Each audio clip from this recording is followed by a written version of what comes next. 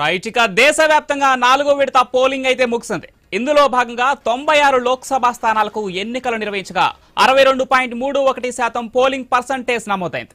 ఇక తెలుగు రాష్ట్రాల్లో తెలంగాణలో 17 పార్లమెంట్ స్థానాలకు ఎన్నికలు నిర్వహించగా 61.16% పోలింగ్ పర్సంటేజ్ అయితే నమోదైంది. ఇక ఏపీలో అసెంబ్లీ ఎన్నికలతో పాటుగా 25 పార్లమెంటు స్థానాలకు ఎన్నికలు నిర్వహించడం జరిగింది. ఏపీ అసెంబ్లీ పార్లమెంట్ స్థానాలు కలిపి 68.04 పోలింగ్ శాతంగా నమోదైంది.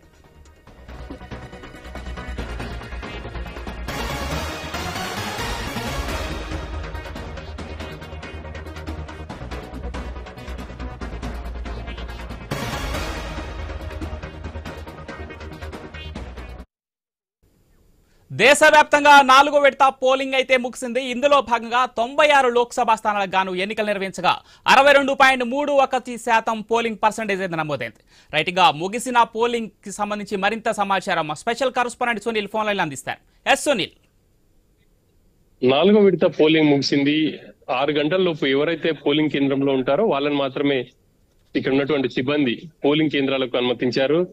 ప్రస్తుతం చూడొచ్చు, ఇక్కడ పోలింగ్ కేంద్రంలో దాదాపు ఒకరిద్దరు మాత్రమే ఉన్నారు. వాళ్ళు ఓటేసేందుకైతే ఉన్నారు. ఆ తర్వాత ఓటర్లు లేని వాటిలలో ఇక్కడ ఉన్నటువంటి సిబ్బంది ఆ ఈవీఎంస్ ను సీజ్ చేస్తున్నటువంటి దృశ్యాలు అయితే ఇక్కడ కనిపిస్తున్నాయి. కొంతమంది ఇప్పుడే ఓటు వేయడానికి వచ్చారు. చివరి నిమిషంలో వాళ్ళు ఓటు వేస్తున్నటువంటి దృశ్యాలను కూడా చూడొచ్చు. మరోవైపు 6 అయిపోయింది కాబట్టి ఎవరు కూడా లోపలికి రాకుండా ఉండేందుకు ఇక్కడ ఉన్నటువంటి సిబ్బంది గేట్లను కూడా క్లోజ్ చేశారు. ఈ రోజు తెలంగాణ వ్యాప్తంగా 17 లోక్సభ స్థానాల్లో పోలింగ్ జరిగింది. 17 స్థానాల్లో కూడా ప్రశాంతంగా పోలింగ్ జరిగింది. అక్కడక్కడ స్వల్ప సంఘటనలు మినహా పోలింగ్ ప్రశాంతంగా ముగిసిందని చెప్పేసి చెప్పుకోవచ్చు. దాదాపు అన్ని నియోజకవర్గాల్లో కూడా ఇటువంటి పరిస్థితి అయితే ఉంది. ఎక్కడ కూడా ఎటువంటి సంఘటనలు జరగకుండా పటిష్టమైనటువంటి భద్రత ఏర్పాట్లు చేయడంతో పోలింగ్ ప్రశాంతంగా ముగిసింది అనే చెప్పాలి. ఉదయం 7 గంటలకు ప్రారంభమైనటువంటి పోలింగ్ కాసేపటి వరకు కూడా జరిగింది. ఇంకా కొన్ని చోట్ల ఇటు ఓటర్లు పోలింగ్ బూత్ లో ఉన్నారు. వాళ్ళని ఓటేసేందుకైతే అనుమతిస్తున్నారు. 6 గంటల లోపు ఎవరైతే వచ్చారో వాళ్ళని మాత్రమే అక్కడ ఉన్నటువంటి సిబ్బంది ఓటేసేందుకైతే అనుమతిస్తున్నారు. ఇక ఓటర్లు లేని పోలింగ్ బూతుల్లో చూడొచ్చు మనం ఈవీఎంస్ ని వాళ్ళు అన్ని కూడా లెక్కలు చూసుకుని, అంటే ఓటర్లకు సంబంధించి అన్ని వివరాలు నమోదు చేసుకున్న తర్వాత ఈవీఎంస్ ని కూడా సీజ్ చేస్తున్నటువంటి దృశ్యాలను అయితే మనం చూడొచ్చు. ఇప్పుడు చాలా చోట్ల కూడా ఈ దృశ్యాలే మనకు పోలింగ్ బూత్లలో కనిపిస్తున్నాయి. పోలింగ్ ముగిసింది కాబట్టి వాళ్ళందరూ కూడా ఈవీఎంస్ ని సీజ్ చేసి స్ట్రాంగ్ రూమ్ లకు తరలించబోతున్నారు. ప్రతి పోలింగ్ స్టేషన్ నుంచి ఇటు సీజ్ చేసినటువంటి ఈవీఎంస్ ను స్ట్రాంగ్ రూమ్ లో భద్రపరిచేందుకు అయితే పకడ్బందీగా ఏర్పాట్లు చేశారు. ఈ రాత్రికి అంటే ప్రతి లోక్సభ పరిధిలో దాదాపుగా 7 అసెంబ్లీ సెగ్మెంట్ల నుంచి ఈవీఎంస్ రావాలి కాబట్టి చాలా పొద్దుపోయే వరకు కూడా, అంటే అర్ధరాత్రి వరకు కూడా ఈవీఎంస్ ఇటు స్ట్రాంగ్ రూమ్ లకు తరలి వచ్చే అవకాశం ఉంది. ఇప్పుడే సిబ్బంది వాటిని సీజ్ చేస్తున్నారు కాబట్టి వాళ్ళకి ట్రాన్స్పోర్టేషన్ కి వెహికల్స్ రావాలి. ఇక్కడ నుంచి మళ్ళీ వాళ్ళు ఆ స్ట్రాంగ్ రూమ్ కి తీసుకురావాలి కాబట్టి మరింత సమయం పట్టే అవకాశం ఉంది. స్ట్రాంగ్ రూమ్ వద్ద కూడా పటిష్టమైనటువంటి భద్రతను ఏర్పాటు చేశారు. ఇప్పటికీ అక్కడ 3 అంచెల భద్రతను కూడా ఏర్పాటు చేశామని చెప్పేసి ఎన్నికల కమిషన్ అధికారులు చెప్తున్నారు. ఈ ఈవీఎంస్ అన్నిటిని కూడా సీసీ కెమెరాల నీడలో దాదాపుగా కౌంటింగ్ వరకు కూడా ఉంచబోతున్నారు. జూన్ మొదటి వారంలో కౌంటింగ్ ఉండబోతా ఉంది. ఇక తెలంగాణలో జరిగినటువంటి 17 లోక్సభ స్థానాలకు సంబంధించి ప్రతి 2 గంటలకు ఒకసారి ఎన్నికల కమిషన్ అధికారులు పోలింగ్ పర్సెంటేజ్ ని విడుదల చేశారు. ఇక మనకు అందుతున్నటువంటి సమాచారం ప్రకారం 5 గంటల వరకు తెలంగాణ వ్యాప్తంగా 61.66% పోలింగ్ నమోదైంది. ఇంకా ఒక గంటలో అంటే 5 నుంచి 6 గంటల వరకు నమోదైన పోలింగ్ వివరాలను మరి కాసేపట్లో అధికారులు వెల్లడించే అవకాశం ఉంది. గత ఎన్నికల్లో అంటే 2019లో జరిగినటువంటి సార్వత్రిక ఎన్నికల్లో 62.77% పోలింగ్ నమోదైంది. ఇంకా ఈసారి ఇంకొక గంట సమయంలో ఉన్నటువంటి పోలింగ్ ఓటర్లందరి వివరాలు లెక్కించాల్సి ఉంటుంది కాబట్టి మరి కాస్త సమయం పట్టే అవకాశం ఉంది. ఇంకా 5 గంటల వరకు నమోదైనటువంటి పోలింగ్ వివరాలు చూస్తే అత్యధికంగా మనకు భువనగిరిలో కనిపిస్తా ఉంది. భువనగిరిలో 72.34% పోలింగ్ నమోదైంది. ఆ తర్వాత మెదక్ లో పోలింగ్ నమోదు, ఆ తర్వాత జహీరాబాద్ లో 71.91% పోలింగ్ నమోదైంది. అత్యల్పంగా అందరూ ఊహించినట్టుగానే గత ఎన్నికల మాదిరిగానే హైదరాబాద్ లో పోలింగ్ శాతం నమోదైంది. హైదరాబాద్ లో మనం చూస్తే 5 గంటల వరకు 39.17% పోలింగ్ మాత్రమే 3 గంటల వరకు నమోదైంది. 5 గంటల వరకు 44.8% ఈ పోలింగ్ ఉంది. సారీ, హైదరాబాద్ లో 39.17% వరకు 5 గంటల వరకు పోలింగ్ అయింది. ఇక్కడ ఒక అంశం, తెలంగాణలో ముఖ్యంగా హైదరాబాద్ లో చూసుకుంటే పొద్దున్న నుంచి కూడా ఆ పోలింగ్ శాతం ఏదైతే ఉందో అది మందగొడిగానే సాగుతూ వచ్చింది. పలువురు సెలబ్రిటీలు సైతం లాస్ట్ లో పీక్ అవర్ లోనే వచ్చి ఓటేయడానికి ఇష్టపడ్డారు. అంటే దీనికి కారణం ఏమై ఉండొచ్చు? ముఖ్యంగా హైదరాబాద్ లో పోలింగ్ శాతం ఇలా మందగొడిగా సాగటానికి హైదరాబాద్, సికింద్రాబాద్, మల్కాజ్గిరి ఈ 3 పార్లమెంట్ పరిధిలోనే 50% కంటే పోలింగ్ తక్కువగా నమోదైంది ఇప్పటి వరకు. అంటే 5 గంటల వరకు. గత ఏడాది కూడా ఇటువంటి పరిస్థితి ఉంది.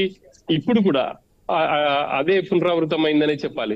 హైదరాబాద్ లో మరి ఓటర్లు ఆసక్తి చూపట్లేదని చెప్పేసి దీన్ని బట్టి మనకు స్పష్టంగా అర్థమవుతుంది. ఎప్పుడు ఎన్నికలు జరిగినా హైదరాబాద్ పరిధిలో దాదాపు 50% లోపుగానే పోలింగ్ నమోదవుతుంది. గత ఎన్నికల్లో 44.41% ఉంది. మరి ఈ ఎన్నికల్లో ఎంతవరకు నమోదవుతుంది అనేది చూడాలి. 5 గంటల వరకు 39.6% ఉంది.